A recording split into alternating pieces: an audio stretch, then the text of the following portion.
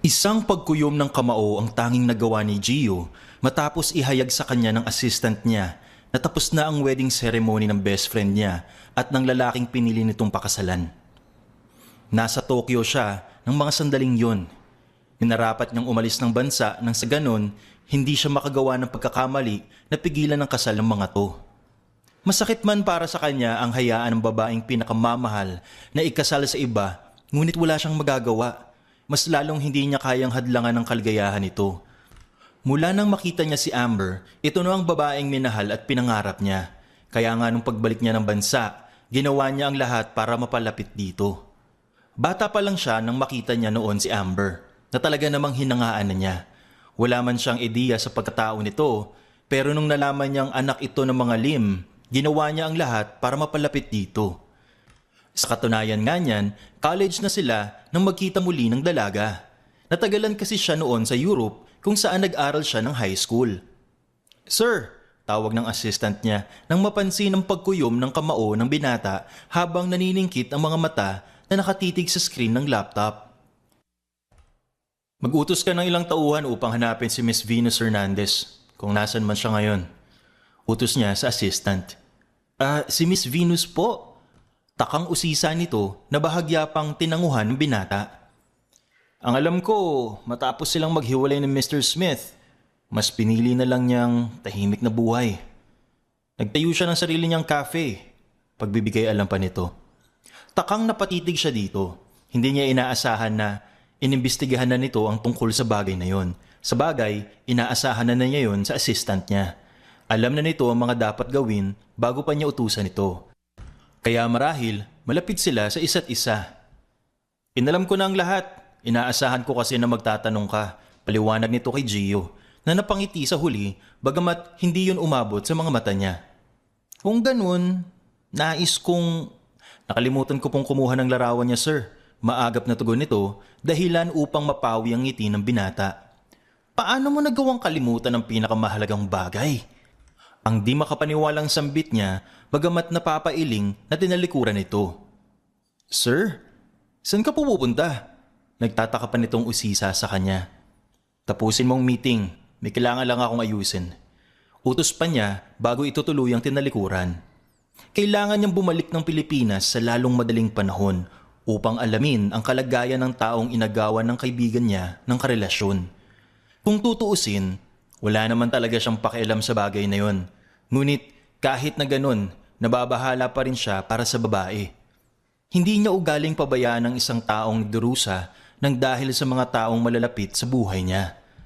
Hindi man kasalanan ni Amber na mabuntis ito ng lalaking may karelasyon na, ngunit hindi niya kayang baliwalain na lang ang ganung pangyayari. Siguro nga, likas na sa kanya ang pagiging maawain.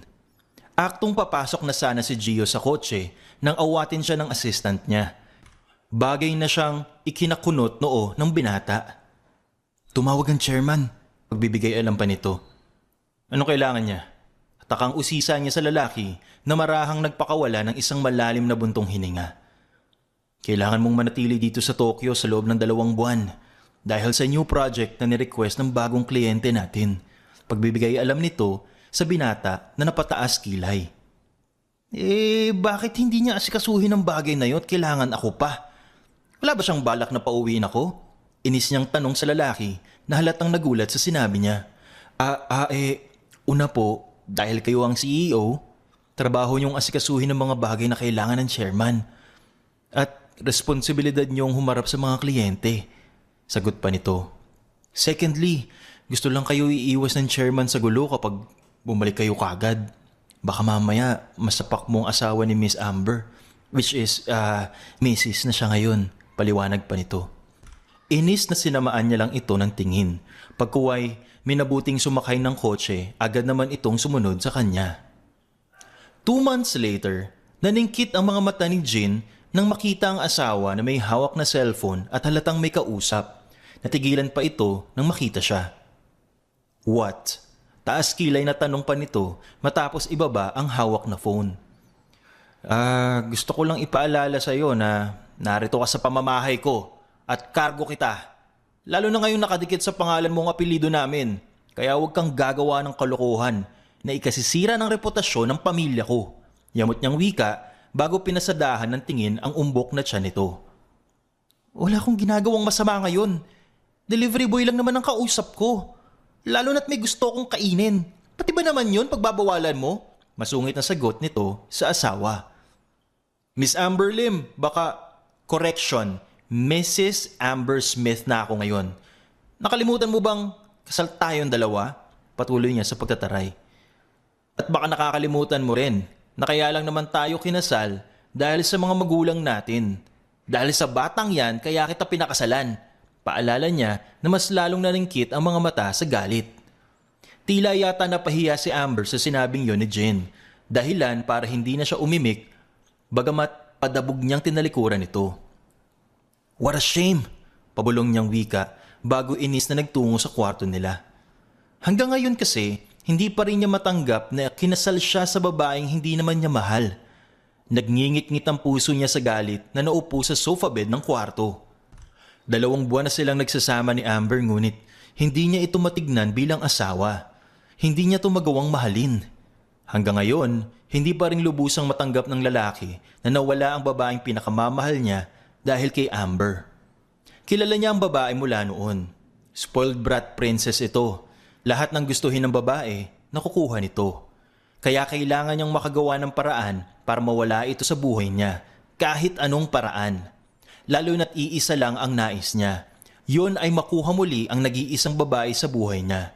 Yun ay si Venus. Gagawin niya ang lahat para magtagumpay. At wala na siyang pakialam pa sa kung ano pa mang paraan gawin yon ni Jin. Gio! Dinig pa niyang tili ni Amber mula sa sala. Kaya naman takang napatayo siya at lumabas ng kwarto kung saan inabutan niya ang mga ito na masayang nag-uusap habang ang asawa naman niya ay masayang kumakain ng dala ni Gio. Sa pagkakaalam niya, ang lalaki ang matalik na kaibigan ng asawa niya. 2 beses pa lang niya ito nakita. Yung una nung nasa hotel at pangalawa nung nasa ospital. Hindi kasi ito nakadalo sa kasal nilang dalawa ni Amber dahil bigla itong nagkaroon ng business trip sa Tokyo. Aminado siyang gwapo ito. Matangkad, mas malaki ang katawan sa kanya. Mukhang mas maraming babae pa itong paiiyakin kaysa sa kanya. Mayaman din ang pamilya ni Gio. Sa katunayan, mas mayaman pa ang pamilya nito sa pamilya niya. Oh, ano ginagawa mo dito? Masungit na tanong niya sa lalaki. Narito ako para dalawin ang pinakamamahal kong kaibigan. At isa pa, ang dami niyang cravings Hindi ka man lang nag-abalang bilhan siya? Saad pa nito bago sinulyapan ng kaibigan na maganang kumakain.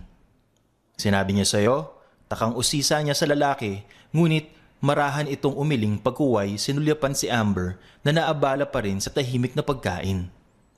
Tila nauunawaan namang tumango si Jin sa lalaki bago na unang naglakad patungo sa beranda. Tahimik namang nakasunod ito sa kanya. May kailangan ka bang sabihin sa akin? Takang usisa niya sa binata. Si Amber, panimula ni Gio. Ni minsan, hindi ko hinayaang saktan siya ng ibang tao. O kaya naman, pagsabihan siya ng hindi magaganda. Mukha lang siyang brat at walang puso ngunit ang totoo, hindi siya ganun tao. Para sa akin, nalubos na nakakakilala sa kanya. Si Amber ang pinakamabuting tao na nakilala ko. Siya ang pinakamabuting puso. Kaya oras na sinaktan mo siya, humanda ka sa akin. Hindi ako magdadalawang isip na kalabanin ng pamilya niyo. Tiimbagang nabanta niya kay Jin nang umisilang sa sinabi niya. Sa nakikita niya ngayon kay Gio, nagmistula itong nobyo ng asawa niya. Hindi lang yun mukhang possessive ito sa asawa niya. Kaibigan ka lang ni Amber pero kung umasta ka, tinalo mo pa ako bilang asawa niya. Ngisi niya. Alam mo, kung mahalaga sa yung babaeng yun, bakit hindi mo siya kunin sa akin? Hindi mo kaya, di ba? Kasi akong gusto niya. Panguuyam pa niya bago tinulak ito palayo. Kung gusto mo siya, kunin mo sa akin. Ang bata lang naman ang dahilan kung bakit kami kinasal. Anya bago ngumisi. Kung magtatagumpay si Gio na makuha sa kanya si Amber, kung ganun, may pagkakataon na siya para makuha muli ang dati niyang kasintahan. Napangiti siya sa ideyang yon. Ngayon, iisa na lang ang tanging nasa isip niya. Yun ay tulungan ang lalaki na mapaibig si Amber dito. Mariing napakuyom ng kamao si Gio sa sinabing yun ni Jean. Alam niyang nagkamali ang kaibigan. Kung naroon lang sana siya sa tabi nito ng araw na yun, hindi sana mangyayari ang kasalanan at pagkakamali ni Amber. Kung sana hindi siya nasa business trip sa araw na yun, kung sana hindi niya pinili ang umalis ng bansa para iwasan ang babae, sana agapan niya ang lahat. Masakit para sa kanya na ikasal si Amber sa ibang lalaki pero wala siyang magawa lalo na iba ang mahal nito. Siguro hanggang pagkakaibigan lang ang pwedeng mamagitan sa kanilang dalawa. Naiinis man siya sa sarili na masigit pa sa pagkakaibigan ng tingin niya kay Amber, ngunit wala siyang magawa. "Gio, come here!" Tawag ni Amber sa binata nang makita itong lumabas galing sa beranda. Isang pilit ng ngiti ang sumilay sa labi niya pagkuway pilit na pinasigla ang muka. Ayaw niyang makita ni Amber na naging miserable ang buhay niya buhat na magpakasal ito. Kahit na masakit na makitang masaya ito, sa iba, kinailangan niyang tanggapin. At ngayon, na narinig mismo niya galing kay Jay na hindi nito mahal ang kaibigan niya, mas doble ang sakit na dulot nun sa kanya. "Oh, bakit nakasimangot ka?" Puna pa nito bago masayang pinisil ang pisngi ng binata, bagay na nakaugalian na niya. Habang nakatitig sa kaibigan, may kung anong kurot sa puso niya. Yung dating masayang mukha nito, nabahira ng lungkot. Bukod pa dun, bahagyang lumalim ang mga mata nito. Nagkaroon na rin ng dark circle sa mata nito, tanda ng hindi maayos na pagtulog. Bahagya ding gumaspang ang balat nito. Marahil kulang sa tubig o bitamina. Malayong malayo ito sa dating Amber Lim na kilala niya. "Wanna chill out later?" Tanong niya na siyang ikinaliwanag ng mga mata nito. Napangiti pa siya nang makita ang exciting sa mukha ng babae. "Namiss kong gumala kasama ka." Nakangiting sambit ni Amber pagkuway agad na napalitan ang ngiti ng lungkot. "Nakakatampo na ngayon ka lang nagpakita sa akin. Hindi ka rin dumalo sa kasal ko." Reklamo niya na bahagyang ngumusok. Samantalang nakangiting ginulo naman ng binata ang buhok ni Amber. Ngunit agad siyang natigilan nang may maalala. Gaya ng ginawa niyang paggulo sa buhok ni Amber, ang ginawa rin ito 18 years ago. "May problema ba?" Takang usisa ni Amber. "Gio!" Yamot niyang sigaw sa binata sabay nguso. Pasensya ka na. Kung hindi ako nakapunta, kailangan ako ipadala sa business trip eh. Alam mo naman ang tungkulin ko bilang CEO. Ayaw ko mapagalitan ng ibang shareholder o kaya naman ng chairman. Biro niya bago pinakatitigan ito. Bakit pakiramdam ko ibang bata ang nakita ko nun? Na isa loob niya bagamat mas pinili na lang ang manahimik. "Yeah, at saka takot mo lang kay Tito," ingos ni Amber na siyang ikinangiti ni Gio sa huli. "Nga pala, may kailangan pa akong puntahan. Ipapasundo na lang kita sa driver namin." Wika niya nang maalala na may lakad pa pala siya. Kailangan niyang puntahan ang lugar kung saan tinayo ang cafe ni Venus. Kailangan niyang makipaglapit dito nang sa ganun magawa niyang matiyak na nasa ayos ito. "Sige, see you later ah." Nakangiti pang tugon ng babae pagkuway kinawayan ang binatang nagsimula ng maglakad palabas ng bahay. Ngunit saglit itong napahinto at muling humarap sa kanya. Nga pala Amber, sigurado ka bang ikaw lang ang nag-iisang anak ni Tito?" Ang pabiro niyang tanong sa kaibigan. Kahit alam naman niya ang totoo na ito lang ang nag-iisang anak ng mga Lim. "Dati ka bang baliw? Matagal mo nang alam na ako lang ang nag-iisang anak ng mga Lim." Ingos ni Amber bago sinara ang pinto. Natawa na lamang si Gio sa naging tugon ng kaibigan. Tama naman talaga ito. Ano ba kasing pumasok sa kokote niya at naisip niyang itanong ang bagay na yun? Napapailing na lamang na nagpatuloy siya sa paglalakad. Pagkalabas ni Gio ng bahay ni na Amber, agad siyang pumasok ng kotse niya kung saan naghihintay ang driver at assistant niya. Saan tayo pupunta, sir?" Usisa pa nito. "Sa Sky Cafe," simpleng sagot niya. Taka namang sinulyapan siya ng assistant na nasa tabi niya. May hawak pa itong tablet at halatang may pinag-aaralan. Marahil, bago na naman nilang proyekto o kaya concept plan. "Pupuntahan mo siya ng ganyang ayos. Kapag nalaman niyang kaibigan ka ni Miss Amber, sigurado ako na hindi lang sandok ang ipangahampas niya sa'yo. Baka nga upuan pa." Wika ni Nathan na siyang personal assistant ng binata. Hindi ko alam kung assistant ba kita o kaaway. Napapailing niyang wika bagamat napapaisip. Marahil tama si Nathan. Kung makikita siya ni Venus sa ganyang ayos, baka malabong mapalapit siya dito. Ano ba talagang balak niya? At bakit kailangan pa niyang mapalapit dito? Hindi ba't nararapat lang na ipaubaya na lamang niya ang lahat sa mga tauhan niya? Ito ang gamitin mo. Utos pa nito, sabay abot ng paper bag sa binata na naglalaman ng mga damit at pants na gagamitin niya. Wala siyang nagawa kundi ang tanggapin niyon. Hindi naman niya kailangan mag-inarte pa, lalo na't kailangan niyang matiyak na maayos ang dalaga. At dahil sa abala ang isip niya, hindi na malaya ni Gio na nasa tapat na pala sila ng cafe na pagmamay-ari ni Venus. Oh, maghihintay na lang ba tayo dito hanggang Pasko? Takapang puna ni Nathan sa binata. Nakasanayan na kasi niya ang kausapin ito na parang tropa niya lang. Mukhang excited kang makita siya. Is she pretty? That much? Para ma-excite ka ng ganyan? Nakangiti niyang puna bago inayos ang suot niyang damit. Nagpalit kasi siya ng damit habang nasa biyahe. Ayon na rin sa sinabi ni Nathan. Kailangan magmukha siyang mahirap sa paningin ng dalaga nang sa ganon mapalapit siya dito. Kung bakit naman kasi naisip pa niyang personal na makipaglapit dito kaysa ang hayaan ng mga tauhan nila na siyang mag-asikaso ng lahat. Well, kung pagandahan lang ang pag-uusapan, mas maganda si Miss Amber pero mas mabait si Miss Venus. At isa pa, ibang ganda niya kumpara kay Miss Amber. Paliwanag pa nito sa binatang natigilan. Huh? What do you mean? Kunot noong usisa niya sa lalaki. Ayon sa impormasyon na nakalap namin kasi, maraming charity event ang dinadaluhan si Miss Venus. Bukod pa doon, nagdo-donate siya ng malaking halaga ng pera para sa mga charity. Paliwanag pa nito. At isa pa, ang ganda ni Miss Venus. Yung ganda niya, hindi nakakasawa.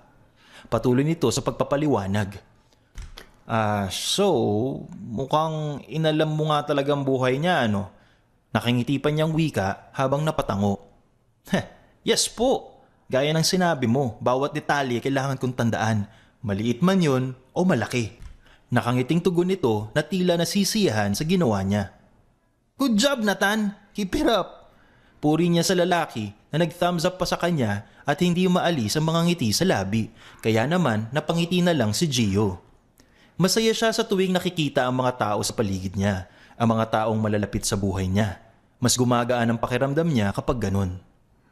Takang napatitig si Venus sa lalaki na kaharap niya. Nakailang beses pa siyang napakurap matapos marinig ang sinabi nito.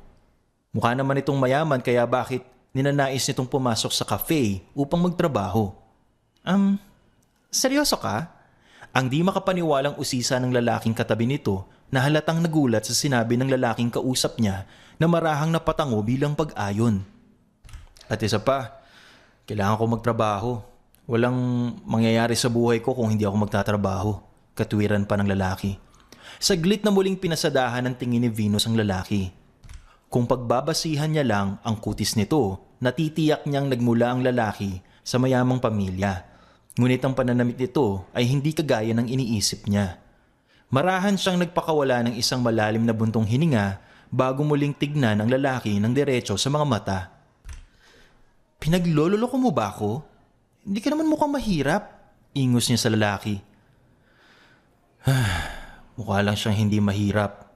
Wika ni Nathan na napapalatak. Ang totoo niyan, namana niya ang kutis niya sa kanyang ama na tinalikuran ang responsibilidad bilang ama. Ayaw siyang kilalanin ng kanyang ama bilang anak. Pagsisinungaling pa nito nang makuha ang atensyon ng dalaga.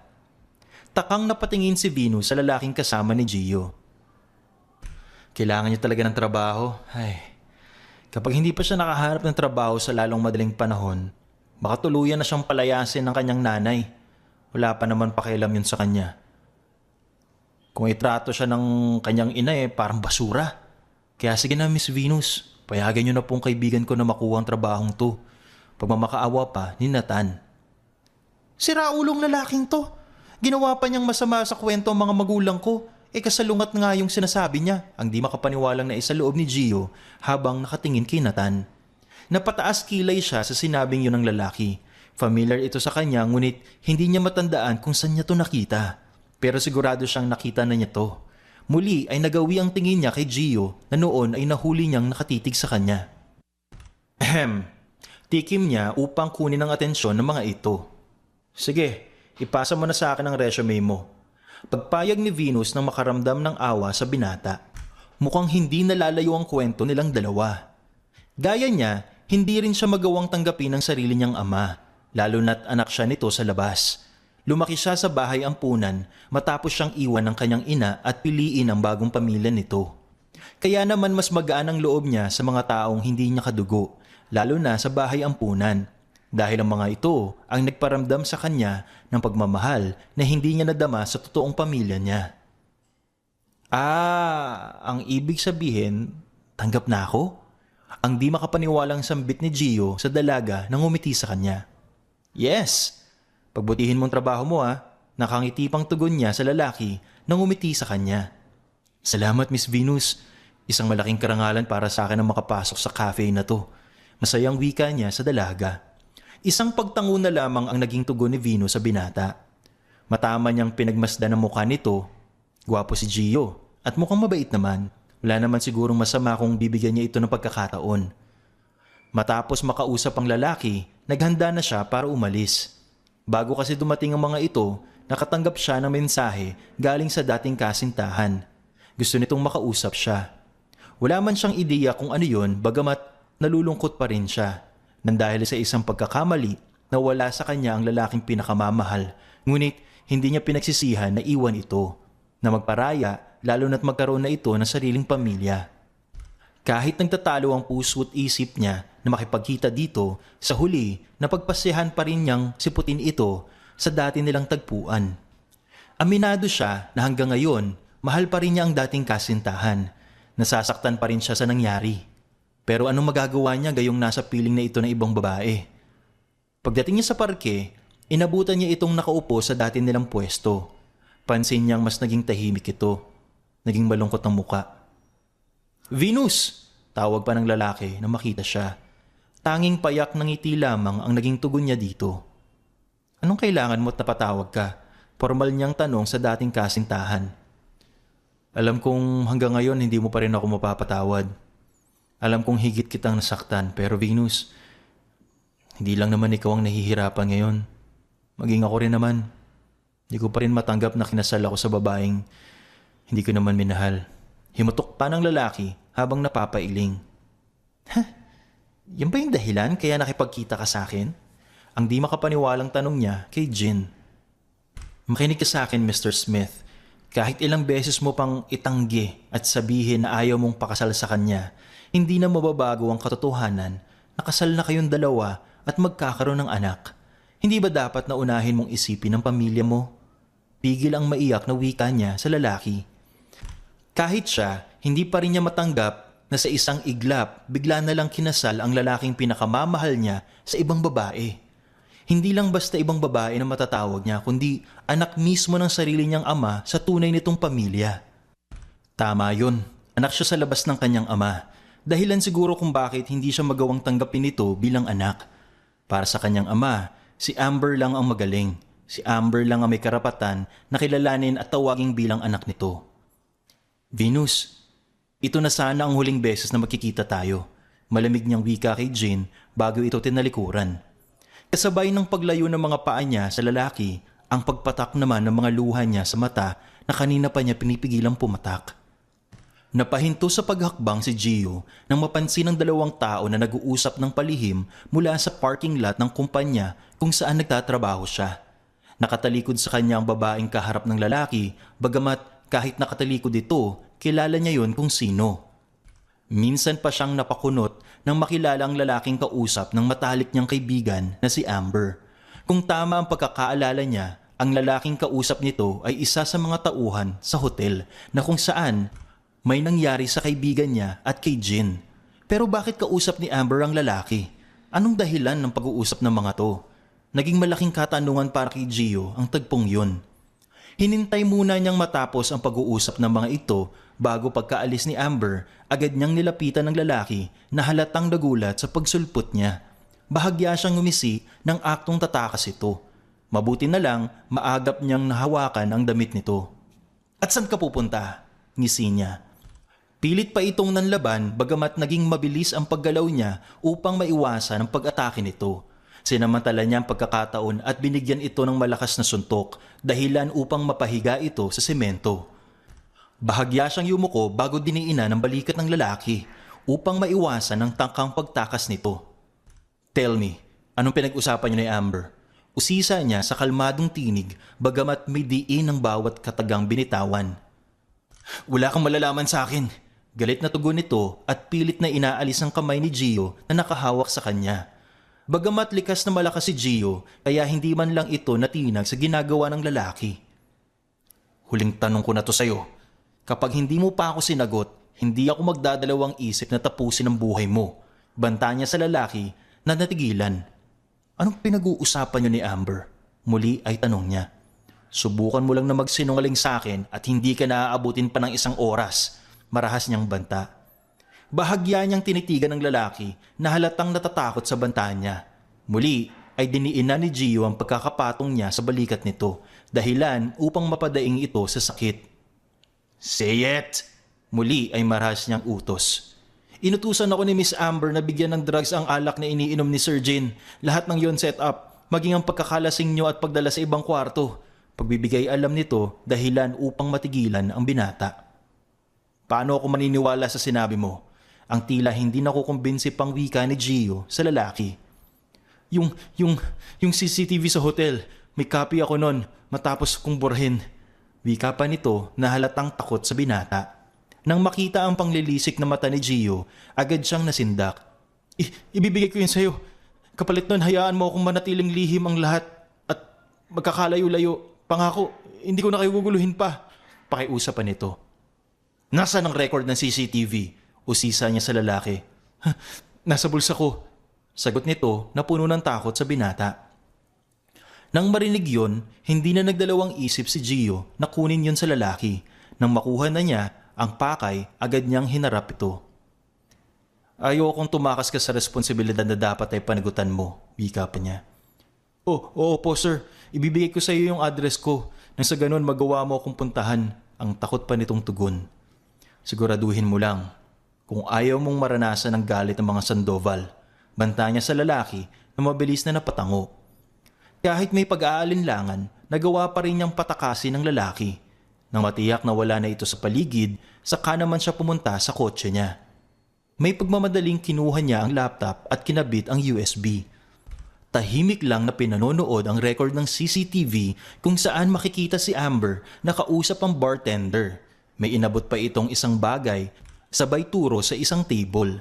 Ilang sandali lang ang lumipas, may inilagay ang bartender sa alak. Pagkatapos nun, lumapit ito sa isang lamesa at iniabot sa lalaki ang alak. Napakuyom siya ng kamao sa nakitang yon. Paano nagawa yun ni Amber? Paano nito nagawang manira ng relasyon? Talaga bang nagbago na ang kaibigan niya? Nang dahil sa pag-ibig, nagawa nitong siraan ang magandang samahan at relasyon ni Jin at Venus. Ganun ba talaga ang nagagawa ng pag-ibig? Na kahit ikakasira ng relasyon ng ibang tao, ay wala ka ng pakialam.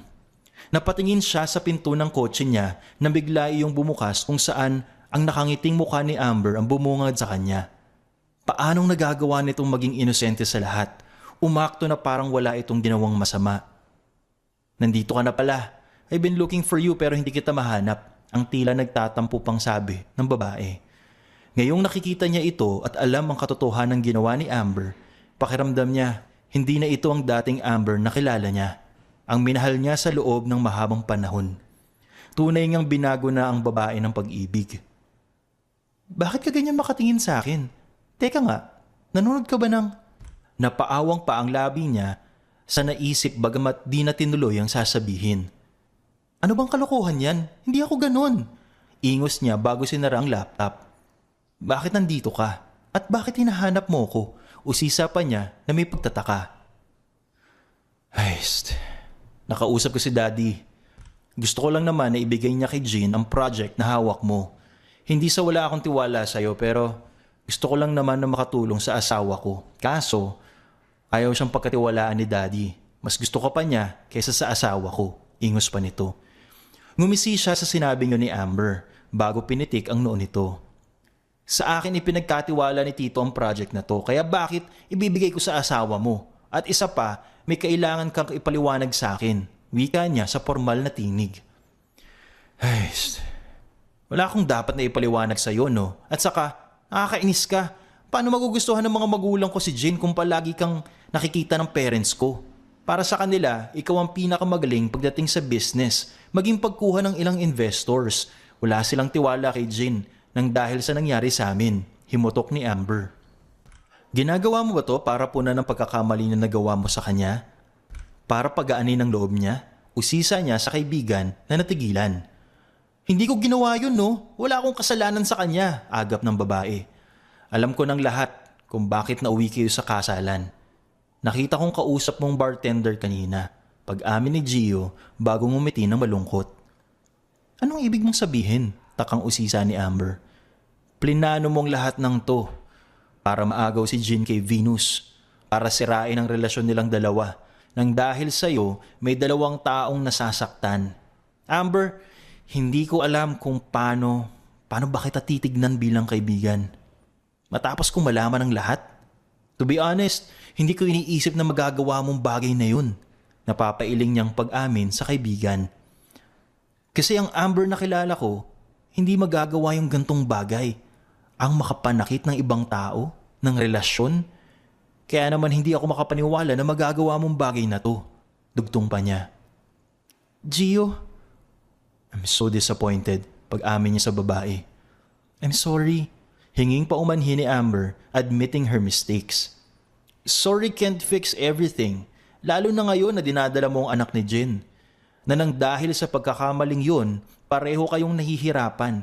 At hindi na ako magtataka kung bakit hindi ka magawang mahalin ni Jin. Dahil sinira mong buhay at pangarap niya para sa babaeng mahal niya. Saad ni Gio sa kaibigan. Alam kong walang kapatawaran ang ginawa kong pagkakamali. Nang dahil sa akin naging magulong lahat. Pero mahal ko si Jin. Para sa akin wala nang ibang lalaking makakapalit sa puso ko. Si Jin ang nag-iisang pangarap ko eh. Pangarap o kahibangan? Sarkastikong wika ng binata. Gio, please. Alam kong mali. Pero nakikiusap ako sa iyo kung pwede sana itago mo na lang ang kung anong nalaman mo, pakiusap. Hiling pa ng babae. Di makapaniwalang napatitig siya sa kaibigan. Paano nito nasasabi ang bagay na yun? Please, Gio. Muli ay pakiusap ng babae sa binata na marahang nagpakawala ng isang malalim na buntong hininga. Alam niyang hindi siya magagawang hindian ng kaibigan. Please, hayaan mo akong itama ang mali ko.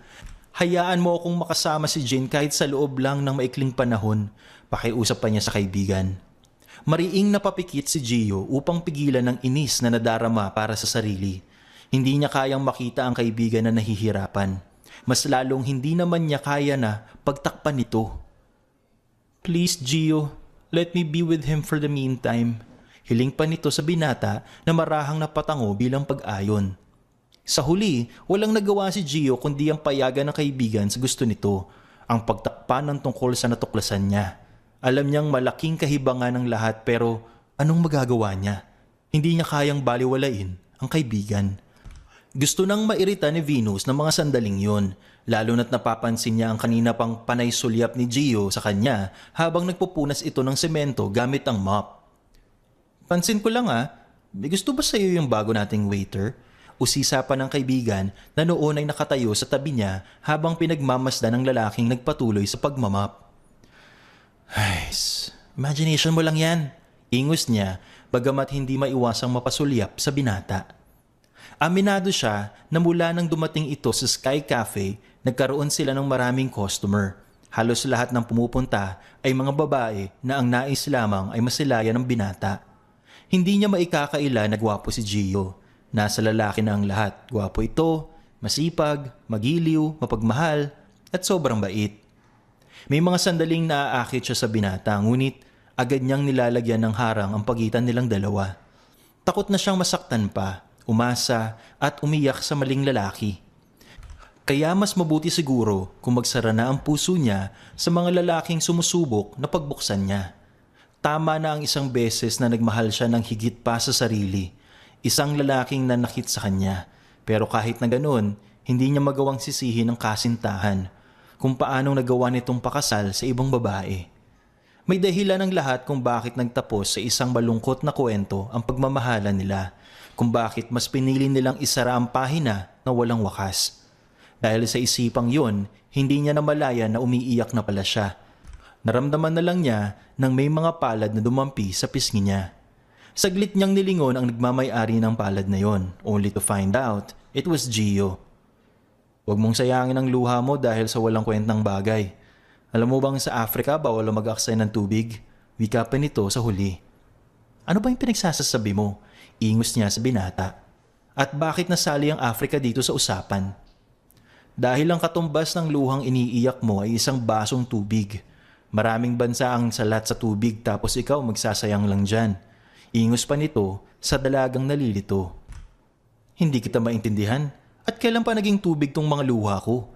Yamot niyang tanong sa binata nang umiti lang bago inilapit ang muka sa kanya. Hindi ba't liquid ang luha natin? Sagot naman ito na nakipagtitigan sa dalaga na napaawang ang labi. Gustuhin man niyang mainis kay Gio ngunit hindi niya magawa lalo na't nagbibigay ito ng kakaibang saya sa puso niya. Upang pagtakpa ng namumuong damdamin para kay Gio, minarapat niyang itulak ito ng bahagya bago niya ito tuluyang tinalikuran. Napapailing na nagkulong na lamang siya sa loob ng opisina niya bagamat hindi maalis ang mga ngiti sa labi. Admit it! Dinig pa niyang wika ng kaibigan na sumunod pala sa kanya. Takang napakunot noo siya dito. What? Ingos niya. You like him, don't you? At saka nakita ko yun kanina. Magkatapat ang mga mukha nyo. Parang 1 pulgada na lang ang layo ng mukha nyo sa isa't isa't magkikiss na kayo. Sabihin mo, mabango ba hininga niya? Nakakaakit ba? Usisa nito. Dahil sa tanong na yon ng kaibigan, hindi niya maiwasang pamulahan ng pisngi. Hindi lang kasi basta mabango ang hininga ni Gio. Nakakaakit ang init at bango na nagmumula sa bibig nito. Oh my God! Tilipan nito pagkuway na patakip ng bibig. Gosh, you like him! It's all written on your face. Ang di makapaniwalang sambit nito. Marahan siyang napailing sa sinabing yun ng kaibigan. Mali kasi ang sinasabi nito. Hindi niya gusto si Gio at sigurado siya sa bagay na yon. I knew it! Ganyan na ganyan ka nung nakilala mo si Jin, ang ayaw pang paawat na sabi nito. Sa halip na pansinin ang sinabi nito, nagkunwari na lang siya na abala sa ginagawa sa harapan ng laptop niya. Samantalang kanina pa nagtitimpi ng galit si Jin para sa binata. Nalaman niya kasi ang ginawa nitong pagpasok sa cafe na pagmamay-ari ng dati niyang kasintahan. Kaya naman kumulo talaga ng husto ang dugo niya. Hindi niya maintindihan kung ano ba talagang plano nitong gawin at bakit kailangan pang madamay si Venus. Sir, nandito po si... Nang makita ni Jin si Gio na pumasok ng opisina niya, mabilis na kumilos siya at binigyan ito ng malakas na suntok na siyang ikinagulat ng mga naroon. Sir! Gulat pang sambit ng sekretary ni Jin na makita ang ginawa nito. Ano ba sa tingin mong ginagawa mo? Galit na tanong niya sa lalaki matapos itong kwelyuhan. Ikaw ang dapat kong tanungin sa bagay na yan. Ngisi ni Gio sa asawa ng kaibigan niya. Walang kahirap-hirap na inalis niya ang kamay nito bago umayos ng pagkakatayo. Anong binabalak mo? Bakit kailangan mo pang lumapit kay Venus? Asik niya sa binata na napataas kilay. Yung pala yung pinagpuputok ng butsi mo. Makinig ka sa akin, Jin.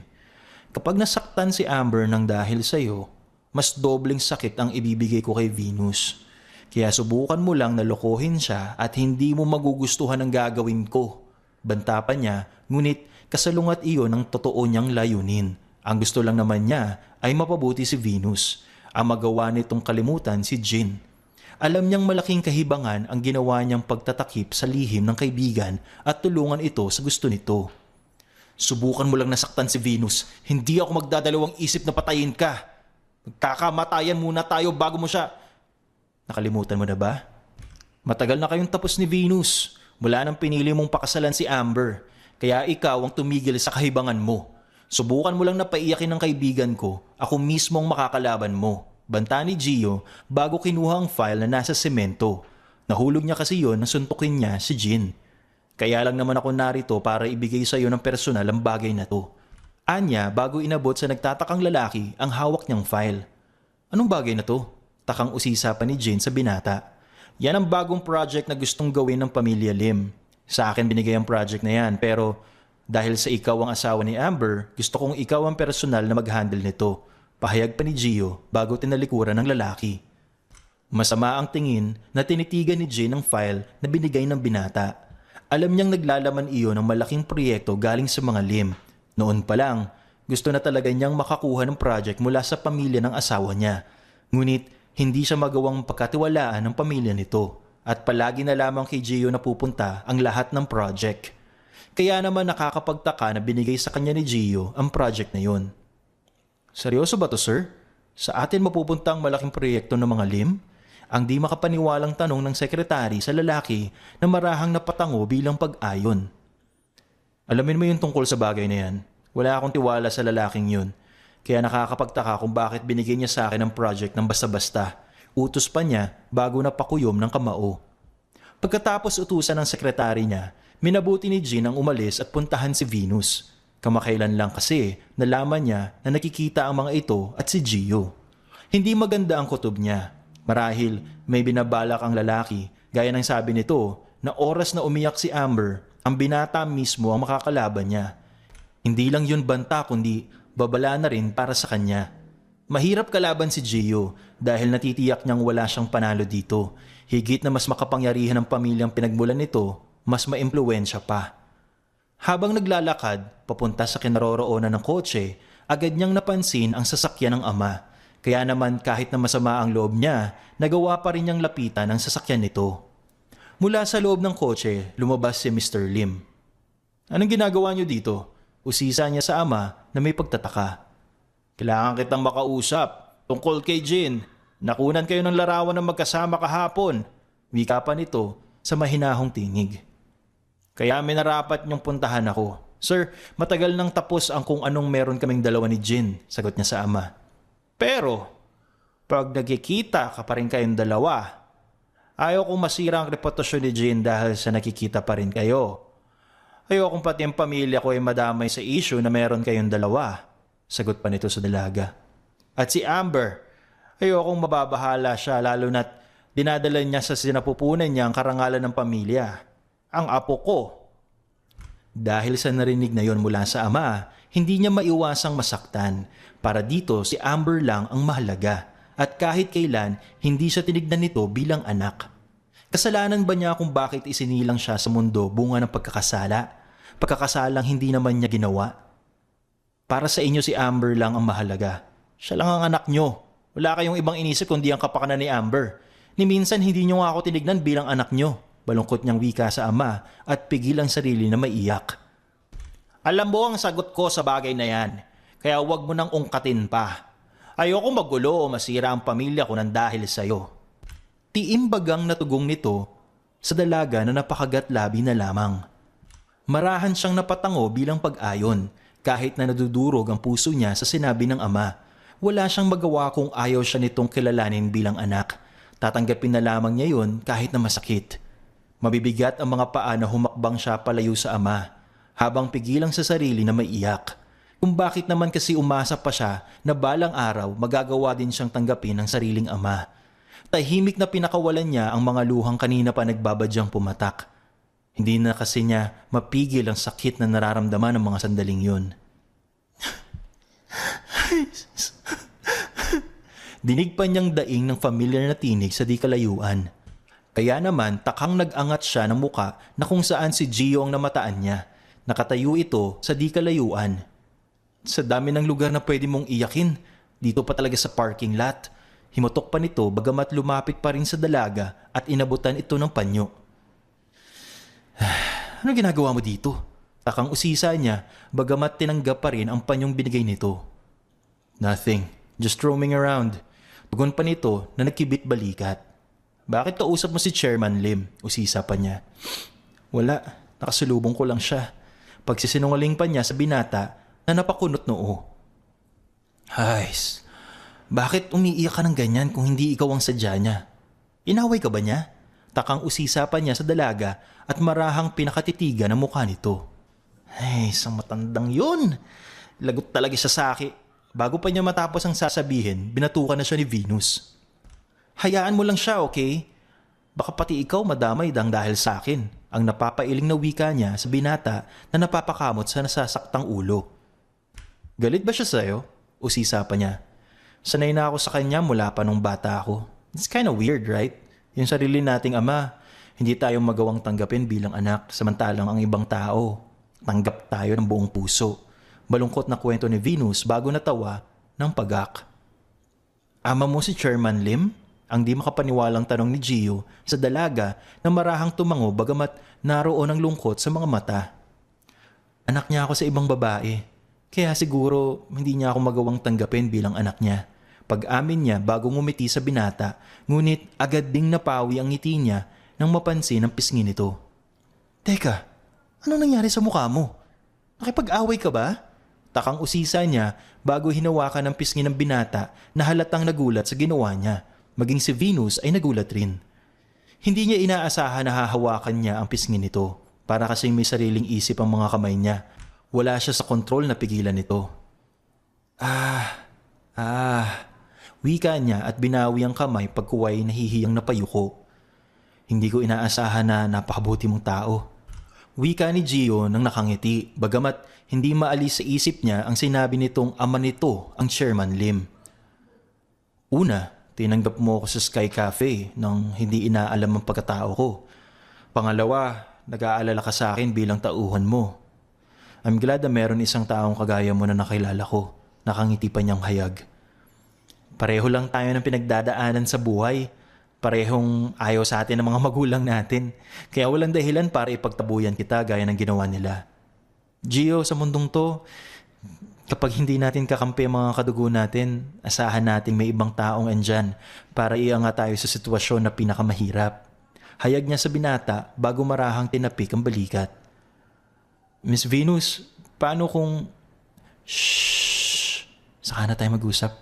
Pagod na rin ako sa maghapong to eh. Gusto kong nalang magpahinga. Awat niya sa binata na marahang napatango. Kung ganun, magkita na lang tayo bukas. Napangitipan niyang wika sa dalaga na marahang napatango. Thank you dito sa panyo ah. Lalaban ko muna to bago ibalik sa'yo. Nakangiti pa niyang saad kay Gio na napatango. Mag-iingat ka, Miss Venus. Nakangiting kinawayan niya ito na marahang napatango sa kanya. Napapailing na nagpatuloy siya sa paglalakad patungo sa kotse niya. Hindi niya inaasahan na makikita sila ni Gio sa lugar na yon. Aaminin niyang magaan ang loob niya sa binata lalo na't mabait ito. Madali nga itong nakakasundo ng mga kasamahan sa trabaho. Bukod pa dun, masipag ito at nakikinig talaga sa mga kasamahan. Matapos ang tagpong yun, nagkaroon ng pagdududa sa isip ni Gio kung sino ba talaga si Venus. Kung totoo ang sinabi nito na anak ito ng Chairman Lim, ibig sabihin, posibleng hindi si Amber ang batang nakilala niya noon. Ang batang minahal niya sa loob ng mahabang panahon. Natigil siya sa pag-iisip nang mapansin ang assistant niyang si Nathan na wala pa rin ginagawa bagamat nakatitig sa kanya na may pagtataka. Nathan! Ang sabi ko, alam ko na yon. Di mo na kailangan ulitin, awat nito. Hindi lang ako makapaniwala sa mga sinabi mo. Kung si Miss Venus nga ang batang yon, anong gagawin mo? At saka, paano si Miss Amber? Alam kong may asawa na siya at kailangan mo mag-move on sa kanya pero hindi madali ang kalimutan siya agad ng dahil lang sa iniisip mong si Miss. Gawin mo na lang inuutos ko, ingos pa niya sa lalaki. Ayoko nga, mariing tanggi nito sa binata na natigilan. Sukat ba namang tanggihan siya nito? Yun ang trabaho nito, ang magtrabaho para sa kanya, ang ibigay ang impormasyon na kailangan niya. Pinagloloko mo ba ako? Ang di makapaniwalang tanong niya kay Nathan. Matagal na niya itong assistant kaya naman kampante ito na magsabi ng totoong saloobin. Hindi ko gagawin yon kahit na ikagalit mo pa. Alam mong mali ang maghanap ng impormasyon tungkol sa ibang tao, lalo na kung hindi ito parte ng kumpanya. Sagot pa nito na napa-cross arm bago ngumuso.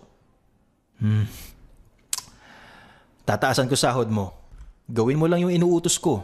Sige na. Wika niya na siyang ikinaliwanag ng mga mata nito. Pagkuway, walang imik na tinalikuran siya at hinarap ang laptop.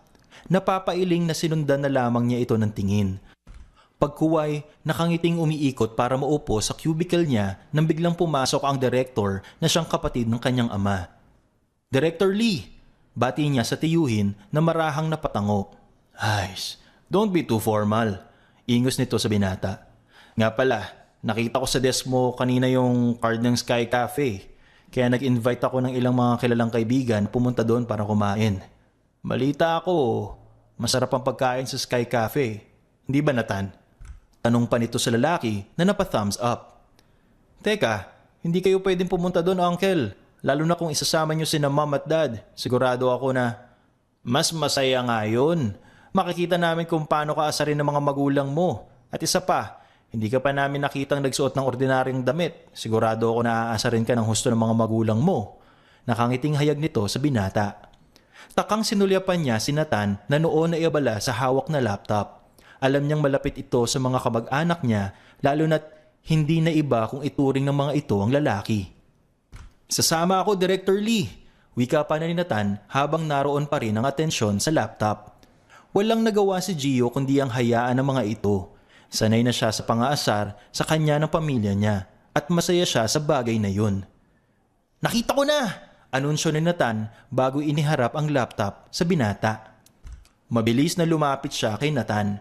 Pagkuway, pinakatitigan ang larawan na nasa screen. Tandang-tanda pa niya ang mukha ng batang yon. Teka, sino yan? Usisa ni Director Lee na nakalapit na rin pala sa kinaroroonan nila. Si Miss Venus, ang first love ni Sir Gio. Tugunin ni Nathan na siyang unang nakabawi. Akala ko Amber ang first. Saglit siyang natigilan nang may maisip. Teka, yung batang nasa larawan na yan ay hindi si Amber. Kung ganun, inakala mong si Amber ang batang yun. Usisa ng tiyuhin na marahang tinanguhan ni Gio bilang tugon. Ang akala ko talaga si Amber ang batang yun. Lalo na't nag-iisang anak lang si Amber ng pamilya Lim. Pero hindi pala. Nasayang ang mahabang panahon, mga taon, sa pag-aakala kung si Amber iyon. Tugon niya bago nagpakawala ng malalim na buntong hininga. Anong balak mong gawin ngayong alam mo nang hindi si Amber ang first love mo noon? Usisa pa nito sa binata na napapaisip. Teka, minahal mo si Amber, di ba? Ngayong alam mo nang hindi si Amber ang batang yon, huwag mo sabihin na nagbagong nararamdaman mo, wika pa ng tiyuhin. Sa totoo lang, hindi ko na alam. Nung kinatuban ako na posibleng si Venus ang batang yon, wala akong maramdaman kundi pananabik na makasama siya. Ngunit, hindi rin maalis sa isip ko kung bakit nagkamali ako at hindi ko inalam ang tungkol sa picture ni Amber nung bata pa siya. Sagot niya sa tiyuhin. Kailangan mong pag-isipan ang bagay na yan. Alamin mo kung ano ba talagang totoong nararamdaman mo para sa kanilang dalawa. Ayoko rin namang makapanakit ka ng ibang babae. Pakinggan mo ang puso mo. At isa pa, wala sa pamilya natin ang manggagamit ng iba para makalimot. Payo pa nito bago marahang tinapik ang balikat ng binata. Sang-ayon po ako sa sinabi niyo, Director Lee. Ayon ni Nathan. Ngayong nagawa ko ng utos niyo, kailangan yung taasan ng sahod ko. Singit pa niya na siyang ikinailing ni Gio. Huwag ka mag-alala, lalaki ako kausap. O nga pala, pansin ko lang puro pera ang nasa isip mo. Puna pa niya sa lalaki. May gusto kasi akong bilhin na bahay kaya kailangan ko makaipon ng pera. Sagot pa nito. Kung bilhin ko na lang at ibigay sa'yo. Wika pa niya na siyang ikinailing nito. Takang napatitig siya dito maging ang tiyuhin niya. Gusto kong bilhin ng bahay na yon mula sa pinaghirapan ko. Bala ko kasing ibigay yon sa mga magulang ko. Sagot pa nito. Pinaghihirapan mo din naman yun. Sa loob ng 5 taon na naging assistant kita, ni minsan hindi pa kita niregaluhan ng mahalagang bagay. Isipin mo na lang na bunga yun ng pagod mo. Saad pa niya sa lalaki. Tama si Gio doon. Dapat na ba kitang bilhan ng kotse? Wika naman ni Director Lee. As a gift, dahil sa loob ng 5 taon na pinaninilbihan mo sa kumpanya, nananatiling tapat ka sa amin, lalo na sa pamilya ko. Nakangiting wika nito bago kinuha ang cellphone. Nakangiting pinagmasdan ni Gio ang assistant na tila nalulula sa naririnig. Masaya siya na makakita ang reaksyon nito ngayon. Halos mayupi ni Jean ang hawak na drink can dahil sa sobrang galit na nararamdaman para kay Gio. Hindi siya makapaniwalang nagawa nitong makipaglapit kay Venus. Ano ba talagang pakay ni Gio sa dating nobya? Jean, okay ka lang ba? Ang puno ng pag-aalala na tanong ni Amber sa asawa nang mapansin ang pagtatangis ng bagang nito. Nang dahil sa'yo, nasira yung buhay ko. Nang dahil sa'yo, nawala ang babaeng pinakamamahal ko. Ikaw ang dahilan ng lahat ng to. Tiimbag ang nawika ni Jin sa babae. Nagdidilim na kasi ang paningin niya sa galit. Bukod pa doon, sobrang frustrated na siya sa mga nangyayari. Jin, ano bang ginagawa mo? Natatakot na tuloy ako. Ang nasisindak na wika ni Amber sa lalaki habang umaatras palayo dito. Kailangang mawala ka. Nang sa ganun makuha ko muli si Venus. Wika pa niya sa asawa. Dahil sa takot na nararamdaman, hindi napansin ni Amber na nasa dulo na pala siya ng hagdan. Isang hakbang na lang mahuhulog na siya. Saglit namang napahinto si Jin nang makita ang asawa na nasa dulo ng hagdan. Gusto niyang maawa dito ngunit nanaig pa rin sa puso niya ang galit. It's better to say goodbye. Nisipan niya kay Amber bago hinawakan ang balikat nito pagkuway walang atubiling tinulak niya ito sa pinto. Kita niya ang pagkakahulog ng babae mula sa pinakaunang baitang ng hagdan. Sa halip na maawa, minarapat niyang talikuran ito at hayaang magdusa. Dinig niya ang sigaw ni Amber ngunit baliwala yon sa kanya. Mabuti na lang talaga wala silang maid sa bahay kaya malaya niyang nagawa ang lahat. Ilang sandali lang ang lumipas, bumaba na siya ng hagdan na tila walang nangyari. Napangisipa siya na makita ang babae na halos mamilipit sa sakit ng tiyan, bukod pa doon may dugo ang ulo nito. Jin, tulungan mo ako. Pagmamakaawa ni Amber sa asawa na tila nilamon na ng galit. Parang awa mo na. Iligtas mong anak natin. Hiling pa niya habang patuloy sa pagluha ang mga mata.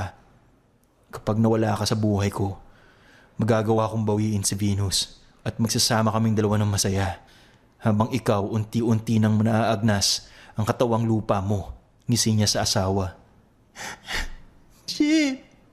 Jin, pakiusap. Tulungan mo ako. Muli ay hiling niya lalo na't nararamdaman niya ang pag-agos ng dugo. Bakit pa kita tutulungan? Kung yun naman ang gusto ko, ang mawala ka, kayo ng batang dinadala mo. Palalabasin ko na lang na aksidente ang lahat. Huwag ka na mag-alala. Bibigyan na rin naman kita ng maayos na burol. Iiyak ka na parang may pakialam sa'yo, ngisi ni Jin. Hayop ka! Paano mo magagawang magsalita ng ganyan? Sigaw niya kahit sa hirap na tinig. Sabihin na natin na ayaw ko sa'yo. Nang makilala kita, sunod-sunod na kamalasan ang nararanasan ko. Kaya naman wala ng kabaitan ang natitira sa pagkatao ko. Sagot niya bago ito tinalikuran. Jin! Saan ka pupunta? Sigaw ni Amber kahit na sobrang nahihirapan na siya. Ginamit niya ang huling lakas upang sumigaw sa pangalawang pagkakataon bago siya nawala ng malay. Samantalang naroon lang si Jin nakatayo sa di kalayuan at malayang pinagmamasdan ng asawa ng mga sandaling iyon na nag-aagaw buhay. Biglang napatayo si Gio nang marinig ang balita ng kanyang ina na noon ay kausap niya sa cellphone. Ibinalita nitong nahulog sa hagdan si Amber at ngayon ay nasa ospital at nag-aagaw buhay. Nathan, kailangan natin pumunta sa ospital, wika niya sa assistant na mabilis na tumango. Puno ng pag-alala na kapwa nila tinungo ang ospital. Naroon ang magulang ni Amber, maging ang asawa nito na puno ng dugo ang damit. Naningkit ang mga mata niya na makita ang lalaki. Iwan pero bigla na lang uminit ang ulo niya na makita ito. Anong ginawa mo? Galit niyang tanong at binalya ito sa pader habang hawak ang kwelyo ng damit nito. Gio! Tawag ng mga ito at mabilis na hinawakan siya. Wala akong ginawa. Nakita ko na lang siya na nasa baba ng hagdan at duguan. Sagot nito sa binata. Nakita mo naman siguro na narito sa ospital ang asawa ko at nag-aagaw buhay. Tapos isisisi mo sa akin ang bagay na yan? Hindi ka ba nag-iisip? Inis na wika ni Jin bago tinulak ang binata. Kapag nalaman kong may kinalaman ka sa nangyari kay Amber, ako mismong papatay sa'yo. Bantaan niya sa lalaki bago ito tinalikuran. Nagpupuyos ang puso niya sa galit, bagamat naroon ang pag-aalala para sa kaibigan. Ilang sandali lang ang lumipas ay lumabas na ang doktor galing sa OR. Dok, kamusta ang anak namin? Is she okay? Yung baby nila? Tanong ng ginang sa doktor. I'm sorry, Mrs. She didn't make it. Ginawa na namin ang lahat para lang mailigtas siya. Kaya lang, masyado ng maraming dugo ang nawala sa kanya at natagalan siya bago ma-rescue. Pagkarinig sa sinabi yon ng doktor, pakiramdam ni Gio, parang gumunaw na rin ang mundo niya sa sinapit ng kaibigan. Paanong sa isang iglap, Bigla na lang tong nawala. Ni hindi man lang sila nakapag-usap ng maayos. Paanong nagawa silang iwanan ito? Maraming katanungan sa isip niya ang gumugulo. Ang katotohanan kung paano ito nahulog sa hagdan. Kung bakit hindi ito tumawag man lang sa kanya. Ano ba talagang nangyari? Sir, tawagin na Tan sa binata nang suntukin nito ang pader. Agad niyang hinawakan ang kamay nito upang awatin sa ginagawa. Paano niya nagawang iwanan kami? Napakadaya niya. Bakit ang bilis niyang bitawan ang buhay niya? Ang malungkot niyang tanong kay Nathan. Marahil, yun ang kapalaran niya. At siguro hanggang dito na lang ang buhay niya. Sagot pa nito. Nakakalungkot lang nakasama niya ang anak niya na nilisan ng mundong to. Tugon ni Nathan. Naging malapit din sa kanya si Amber kaya nasasaktan siya sa biglaang pagpanaw nito. Hindi. Sigurado ako na may dahilan ng lahat ng to. Kung bakit nahulog si Amber sa hagdan. Dahil ang kilalang kong Amber, yung kilala kong Amber, maingat sa lahat ng pagkakataon yun. Hinala niya bago sinulyapan si Jin. Nagtatangi sa mga bagang na pinanood niya lang si Jin mula sa kinatatayuan niya. Samantalang lihim na nagdiriwang ang kalooban ni Jin sa pagkawala ni Amber sa buhay niya. Ito na ang pinakamagandang pagkakataon para makuha niya muli si Venus. Hindi ko alam kung nagluluksa ka ba talaga o nagdiriwang sa pagkawala niya. Wika ni Gio na lumapit kay Jin. Nawalan na nga ako ng asawa tapos ganyan ka pa makitungo sa akin. Yamot ng wika sa binata. Totoo ba yung pinapakita mong nalulungkot ka sa pagkawala niya? O isa lang yung pagpapanggap? Nisipan niya bago pinakititigan ang lalaking kaharap.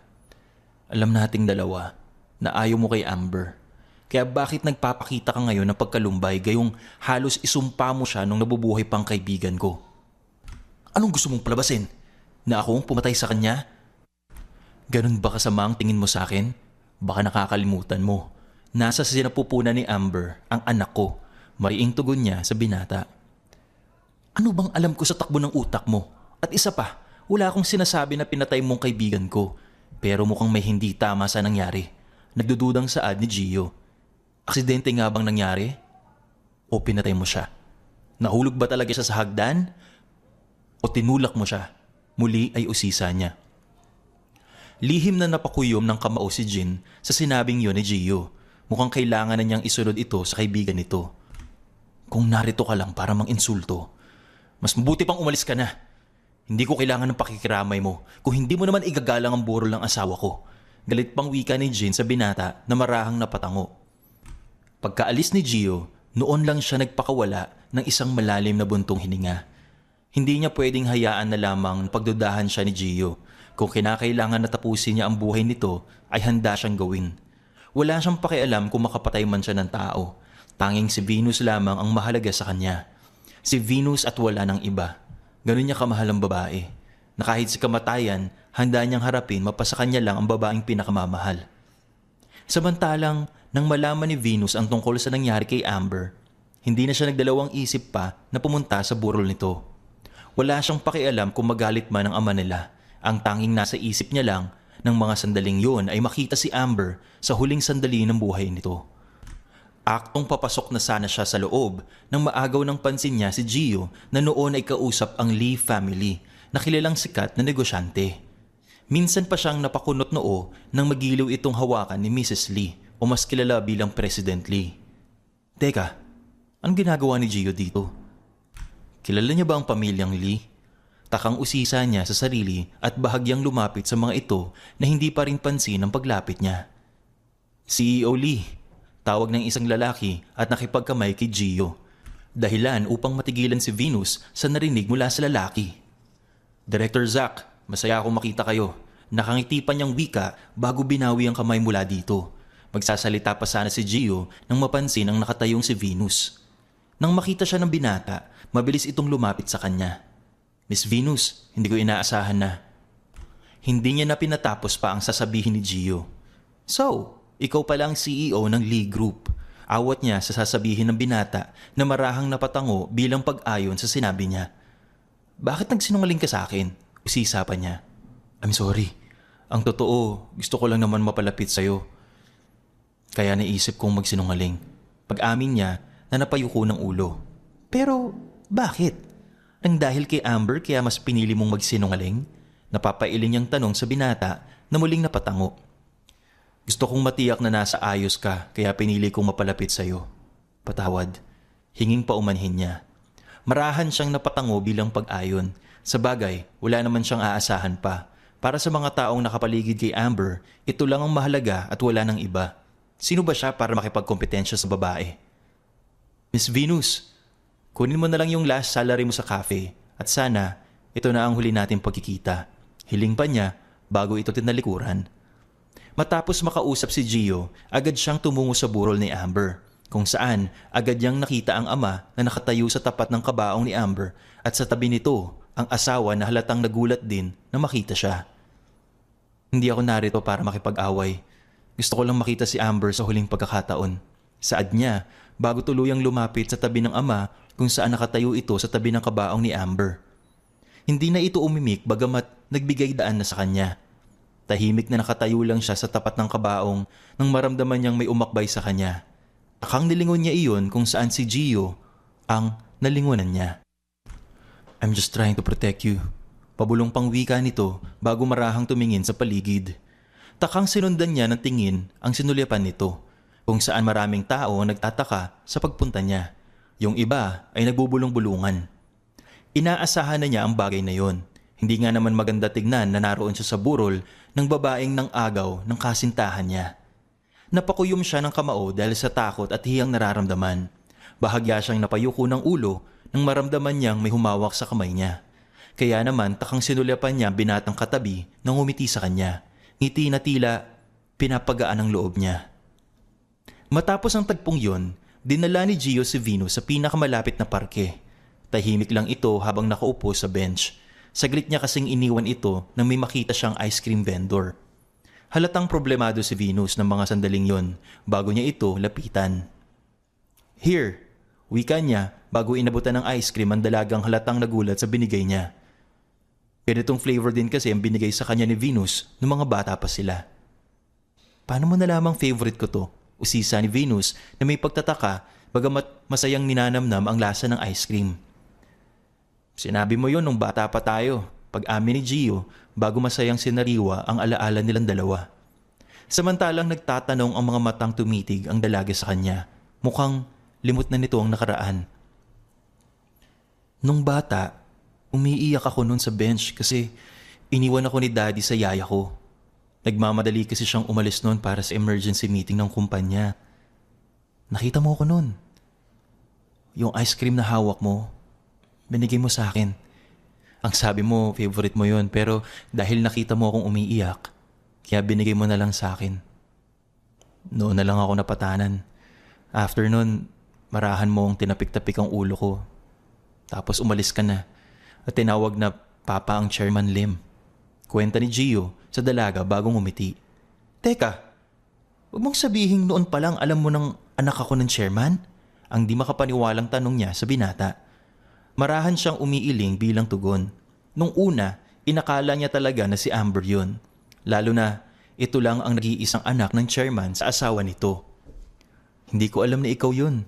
Nung una, inakala kong si Amber ay ikaw. Itong nakaraan ko lang napatunayan na magkaiba kayong dalawa. Na yung babaeng minahal ko sa loob ng mahabang panahon ay maling babae pala, kwento niya.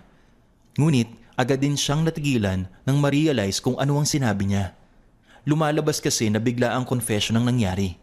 Di makapaniwalang nakatitig lang sa kanya si Venus, naroon sa mga mata ang pagtataka. Marahan siyang nagpakawala ng isang malalim na buntong hininga. Ay, kalimutan mo na lang yung sinabi ko, pero masaya akong makita ka muli, Miss Venus Hernandez. Masayang wika niya sa dalaga na nakatitig lang sa kanya. Pagkuway, marahan itong napatango bilang pag-ayon.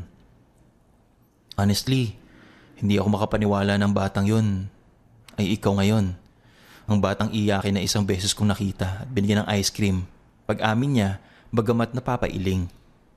At nakuha mo pa talagang mang-asar, pasaring ni Gio sa dalaga na sa huli ay natawa dahil sa pag-ingos niya. Napapailing na pinagmasdan niya ito habang tumatawa. Noon niya lang din napansin na mas lalo itong gumagandang tignan kapag tumatawa. Her gummy smiles na siyang umaakit kay Gio. Idagdag pa roon ang maliit nitong mata na nawawala sa tuwing tumatawa ito. Sa hindi maipaliwanag na dahilan, Bigla na lamang napangiti si Gio. What? Takang usisa ng dalaga sa binatang masayang nakatitig sa kanya. You look so great kapag nakangiti. Pag-amin niya sa dalagang napanguso. Bahagyang natawa si Gio sa ginawang yun ni Venus. Pagkuway, nakangiting hinawakan niya ito sa ulo. Mahinang tinapik-tapik iyon.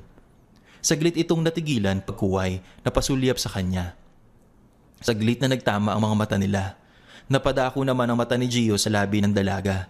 Nakailang beses pa siyang napalunok dahil sa nakikitang paggalaw ng labi nito na tila umaakit sa kanya.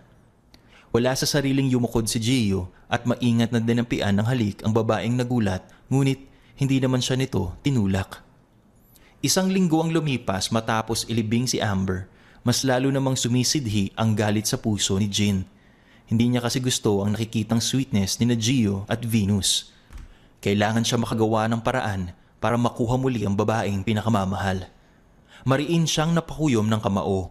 Hindi niya kasi kayang isipin na makitang magkasama ang mga ito. Sir, kailangan niyo itong malaman. Pagbibigay alam ng sekretary niya na siyang nagpabalik sa katauhan ni Jean. Ano yun? Matabang niyang tanong. May good news po tayo. Tumawag si Lieutenant Rosales kanina. Ang sabi niya, may bagong update sa pagkamatay ni Amber. Hindi siya nahulog sa hagdan, kundi tinulak. Paliwanag pa nito. Nang marinig ang sinabi nitong iyon, mabilis na tumayo siya. Kailangan niyang pigilan ng taong yun, kundi papalpak ang plano niya. Hindi siya pwedeng makulong nang hindi napapasa kanya si Venus. Bigay mo sa akin yung address ng taong yun, pupuntahan ko. Utos niya sa sekretary ng marahang napatango bilang pag-ayon. Kailangan panagutin ng taong pumatay sa mag-ina ko ang ginawa niya. Wika niya, ngunit kasalungat yun ang layunin niya. Hindi na niya hinintay pa ang sagot nito. Mabilis na tinungo niya ang kinaroroonan ng lalaking nakakita sa nangyari. Nang matanggap ang address galing sa sekretary niya, mabilis na tumungo si Jean sa kinaroroonan ng lalaki. Kung kinakailangan na tapusin niya ang buhay nito, handa siyang gawin yon. Walang sino man ang pwedeng humadlang sa mga plano niya. At hindi niya hahayaang sirain ng mga to ang reputasyon niya sa mata ni Venus. Ang dating kasintahan lang ang mahalaga sa kanya at wala nang iba pa. Nang marating ang sinasabing lugar, hindi na siya nag-atubili pang pumasok mula sa loob. Halatang nagulat ang lalaki sa biglang pagdating niya. May kailangan po kayo? Tanong nito na may pagtataka. Tumalim ang tingin niya sa lalaki na mapagtantong familiar ito sa kanya. Kung hindi siya nagkakamali, ito yung bartender sa bar. Pero anong pakay nito sa pagpunta sa bahay nila ng araw na yon kung saan pinatay niya si Amber? Maraming katanungan sa isip niya ng mga sandaling yon. Ngunit mas nanaig sa puso niya ang takot na baka malaman ng lahat ang ginawa niya sa babae. Nalaman ko na nakita mong nangyari sa asawa ko. Ang sabi mo sa mga pulis, nakita mong tinulak si Amber mula sa hagdan. Panguhula niya bago matamang tinignan ng lalaki. Teka, paano mo nalaman ang bagay na yun? Usisa niya sa pagtataka. Sabihin mo sa akin, nakita mo ba yung mukha niya? Galit na sigaw niya sa lalaki nang umisilang sa kanya pagkuway nagbago ang ekspresyon nito. Inaasahan ko nang pupuntahan mo ko at tatanungin sa bagay na yan, sagot nito, bago ipinamulsa ang mga kamay. Ngumisi ito sa pagkakataong iyon. Hindi ko inaasahan na magagawa mong patayin ng mag-ina mo. Anong klaseng nilalang ka? Tanong pa nito na naningkit ang mga mata sa huli. So alam mo na pala, wika niya bago napatango. So magkano kailangan mo? Sigurado naman ako na wala ka pang nabanggit sa mga pulis ng tungkol sa mga bagay na nakita mo. Name your price. Saad pa niya bagamat lihim na kinapa ang baril na nakasukbit sa tagiliran niya. Handa siyang barilin ito anumang oras. Tunay ngang matalino ka, pero hindi ka pa rin mananalo sa isang tuso. Tugon nito bago tumingin sa likuran ni Jean kung saan nakatayo si Gio. I knew it. Wika ni Gio bago itinaas ang hawak niyang cellphone. Naningkit ang mga mata niya sa ginawang yon ni Gio. Hanggang kailan ba ito magiging sakit sa ulo niya? Ngayong marahil alam na ng buong mundo ang tungkol sa ginawa niya, hindi magtatagal, malalaman din ni Venus ang lahat. Wala na siyang mukhang may ihaharap pa dito. At lahat nangyari yon dahil kay Gio, ang lalaking naging dahilan para lumayo ang loob sa kanya ni Venus. So, pinaghihinalaan mo pala ako. Wika niya na napapailing. Paano mo nalaman ang tungkol sa bagay na yon? Usisa niya na may pagtataka. Nung makita ko ang galos sa kamay mo, nung aksidenteng nabanggit mo ang bagay na yon, doon palang kinutuban na ako na hindi aksidente ang pagkamatay ni Amber, kundi kagagawan mo. sagot ni Gio. Nanlilisik ang mga matang tumitig siya dito. Tanda pa niya ang sinabi kay Gio ng mga sandaling yun. Sino bang mag-aakala na malalaman nito ang katotohanan gamit ang maliit na pagkakamali niya? Ngumisi siya nang mapansin ang nakabukas na bintana. Maliksi naman siyang kumilos at sa isa pa, tiyak niyang hindi nagdadala ng baril si Gio. Takot itong makapanakit ng ibang tao. Mabilis na kumilos siya at tinutukan ng baril ang mga ito na halatang nagulat sa ginawa. Sa ngayon, walang halaga sa kanyang lahat. Reputasyon at kayamanan. Si Venus lang ang mahalaga at kailangan niya itong makuha sa lalong madaling panahon. Hindi ko hahayaang makatakas ka, wika ni Gio bago mabilis na kumilos at sinipaan ang hawak na baril ni Jin. Dahil sa mabilis na kilos na yon ng binata, hindi ito nagawang maiwasan ng lalaki hanggang sa maglaban sila. Likas na malakas si Gio. Kahit na anong gawin niya, hindi pa rin niya magawang mapatumbay ito hanggang sa tumilapon siya sa tabi ng baril niya. Mabilis na dinampot niya yon at pinaputukan ng binata na noon ay tinamaan sa balikat. Sir Gio! Tawag pa ng bartender na noon lang nakabawi sa nangyari. Sinamantala naman ni Jin ang pagkakataon bago siya tumakas. Inis na tumayo si Venus mula sa pagkakaupo nang marinig niya ang malakas na kalabog mula sa labas ng pinto ng bahay niya. Kung makakatok naman ang nasa labas, kala mo tigabayin na ang bahay niya. Ano bang kailangan? Natigil ang pasigaw niyang tanong nang mapagbuksan si Jin na nakatayo sa tapat ng pinto na may hawak na baril. Bukod pa doon, duguan ang kamay nito. Sumama ka sa akin. Galit na sigaw ni Jin sa dalaga na nagtataka, wala pa rin kasi siyang alam sa nangyari. At bakit ako sasama sa'yo? Sabihin mo nga sa akin, bakit may hawak kang baril? May dugo ka rin sa kamay? Ang di makapaniwalang tanong ni Venus sa dating kasintahan. Wala na akong oras pa para magpaliwanag sa'yo, sigaw ni Jin sa babae. Kung ganun, wala din akong dahilan para sumama sa'yo. Baka nakakalimutan mo na matagal na tayong tapos. Inis niyang sigaw. Magsasalita pa sana siya nang makarinig ng police patrol mula sa labas ng bahay niya. Kaya takang napadungaw siya sa may bintana. Anong nangyayari? Usisa niya kay Jin na may pagtataka. Sa halip na sagutin nito ang tanong niya, mabilis na kumilos lang ito at hinila siya palabas ng bahay. Nagpumiglas siya ngunit tinutukan siya ito ng baril. Pagkuway kinaladkad palabas ng bahay kung saan maraming pulis ang nagkalat. Mr. Jin Smith, sumuko ka na! Alam na namin ang ginawa mong pagpatay kay Mrs. Amber Smith. Sigaw ng kapitbahay habang nakatutok ang baril sa lalaki. At bakit ko gagawin yon? Sigaw nito habang nakatutok ang baril sa dalaga. Litong nagtatanong na tumingin si Venus sa officer. Natigilan pa siya nang dumating ang isang patrolya at lumabas mula roon si Gio na nakahawak sa balikat. Duguan iyon. Jin, itigil mo ng kalokohang to. Huwag ka namang damay pa ng ibang tao, sigaw ni Gio. Hindi ko gagawin yun nang dahil sa'yo nasira ang plano ko. Ikaw ang dapat na mawala sa landas naming dalawa ni Venus, galit na sigaw ni Jin. Subukan mong iputok yung baril nyo at sisiguraduhin ko na kasama kong mamamatay si Venus, ngisipa ni Jin na tila nasisiraan na ng bait. Baliw ka na! Sigaw ni Gio. Bitawan mo na ako, Jin. Makiusap lang. Huwag mo nang gawin to. Huwag mong piliting maging masama. Hiling ni Venus at hindi napigil ang maluha. Paanong sa isang iglap nagbago ang Jin na kilala niya. Napatingin siya kay Gio na noon ay masusing nakatitig sa kanya. Marahil ramdam ng binata ang takot niya. Kanina pa kasi nanginginig ang kalamnan niya. Paano kung bigla na lang kalabitin ni Jin ang baril? Gio. Tawag niya sa binata na naglakad palapit sa kinaroroonan nila. Ngunit nagpaputok si Jin dahilan para mahinto ang binata sa paghakbang. Sinamantala niya ang pagkakataon habang nakatutok ang baril kay Gio. Mabilis na tinulak niya si Jin nang makawala siya sa hawak nito. Patakbong yumakap siya sa binata. Gio! Sambit niya bago sumandal sa balikat nito. Halos saluhin na siya ng binata lalo na't wala na siyang lakas pa na tumayo dahil sa panginginig ng kalamnan niya. Hoy! Sigaw ni Jin bago inis na itinutok ang baril kina Venus at Gio. Hindi ko hahayaang maging masaya kayong dalawa. Kung mamamatay man ako, isasama ko ang isa sa inyo. Sigaw pa nito na tila wala nang kinatatakutan pa. Nang mapansin niyang dumiin ang paghawak ni Jin sa gatilyo ng baril, wala siyang nagawa kundi ang pumikit na lamang. Ayaw niyang kumilos sa mga sandaling yun dahil kapag ginawa niya, tiyak na si Gio ang tatamaan ng baril. Kasabay ng pagputok ng baril ang pagkilos ni Gio. Kasunod nun, bumagsak sila sa semento habang nakaalalay ang kamay ng binata sa ulo niya. Gio, Umiiyak niyang sambit sa pangalan ng binata bago masuyong hinaplos ang pisngi nito. It's alright, sambit ni Gio bago masuyong pinisil ang pisngi ng dalaga na patuloy pa rin sa pagluha. Gio! Pagimbal niyang sambit ng makapaang mainit at basang likod nito. Mas lalo siyang napaluha nang mapagtantunan nito ang tinamaan ng bala na galing kay Jin. Gio! Muli ay sambit niya nang mawalan ito ng malay tao. Gio! Tulungan niyo kami! Sigaw niya sa mga pulis na naroon at hinaharangan sila matapos magpakawala ng sunod-sunod na putok ang mga ito. 3 years later. Nakangiting inayos ni Venus ang mga bulaklak na nakapatong sa lamesa. Nagsisimula na kasi yung malanta.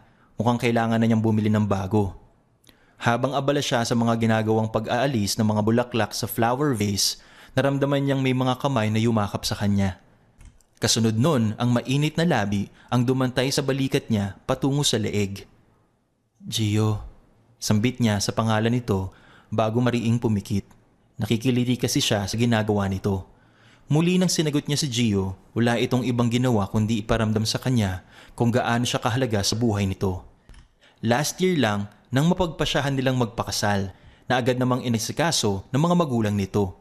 Hindi man siya naging swerte sa mga magulang niya, at least binigyan naman siya ng in-laws na sobrang maalaga at mapagmahal.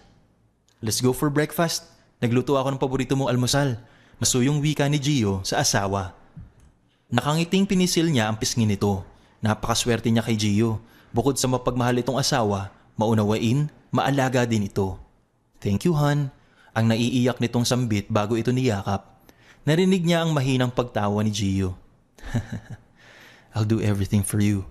Wika nito bago binuhat ang asawa na nagulat sa ginawa niya pagkuway natawa din sa huli. Ang gaan mo pa rin, kaya kailangan kumain ka ng madami para healthy din ang baby natin. Wika nito nang nakangiti. Mas lalo siyang napangiti nang banggitin nito ang magiging anak nila na nasa sinapupunan niya. 4 weeks ago nang malaman niyang nagdadalang tao siya, kaya marahil maselan siya sa mga pagkain.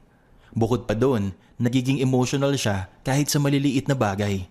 Tahimik lang siya habang buhat ni Gio papunta sa kitchen kung saan narinig niya ang asara ng mga magulang ng asawa niya. Han, hindi mo sinabi na nandito sila. Nahihiyang sambit niya bago siniksik ang mukha sa dibdib ng asawa. Hindi pa man niya nakikita ang mga ito, tiyak na niyang ang mga in-laws niya yon. I have a surprise for you, sambit ni Gio bago marahang binaba ang asawa. Maingat siya sa bawat kilos niya na para bang mamahaling salamin ng hawak niya. Takot na mabitawan.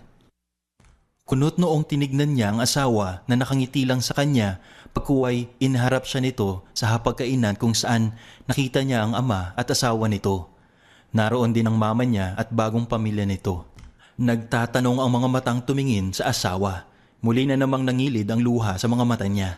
Kakaiba ang sayang nararamdaman niya ng mga sandaling yun. Ang makita sa hapagkainan ang mga mahal niya sa buhay.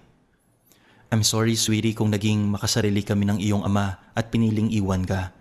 Alam ko na walang kapatawaran ang ginawa kong pag-iwan sa'yo. Hinging paumanhin ng kanyang ina. Sa halip na sagutin ang sinabi nito, isang mainit na yakap ang sinalubong niya sa ina. Nawala ang tampong nararamdaman niya sa loob ng mahabang panahon dito at napalitan iyon ng pananabik na makayakap ang babaeng nagdala sa kanya sa mundong ito. Matapos yakapin ng kanyang ina, ang kanyang ama naman ang sumunod na hindi ring maiwasan na mapahagulgol ng iyak. I'm sorry anak, bulong rin ng kanyang ama habang patuloy sa pag-iyak. Nakangiting pinunasan niya ang luha nito bago pinagmasdan ang mga magulang niya. Thank you sa pagtanggap sa akin bilang anak niyo. Masaya ako na finally nagkaroon ng katuparan ng pangarap ko, ang makilala niyo bilang anak. Lumuluha niyang sambit sa mga ito. Maingat na pinunasan ni Gio ang mga luha sa mata niya bago siya niyakap ng mahigpit. Thank you, Han, sa napakagandang regalo para sa akin. Sambit niya bago sumandal sa matipunong dibdib nito. Everything for you, my sunshine. Bulong ni Gio na nakayakap sa asawa. Maingat na dinampian niya ng halik ang noon nito. I love you, my wonderful happiness. Sambit pa niya. You're once someone's obsession. Pero nung malaman kong ikaw ang tinangi ng puso ko, I can't help but to fall deeper. Saad niya bago tumingin sa mga naroon na masayang nagdiriwang. Tama si Gio doon. Nang dahil sa pagka-obsess ni Jin sa kanya, nagawa nitong manakit ng tao at muntik nang mawala si Gio sa buhay niya. Pero luckily, dahil hindi yun hinayaan ng Diyos na mangyari, dahil si Gio ang lalaking binigay sa kanya ng tadhana para ayusin ang pamilya niya at patanggap siya ng mga ito. The end.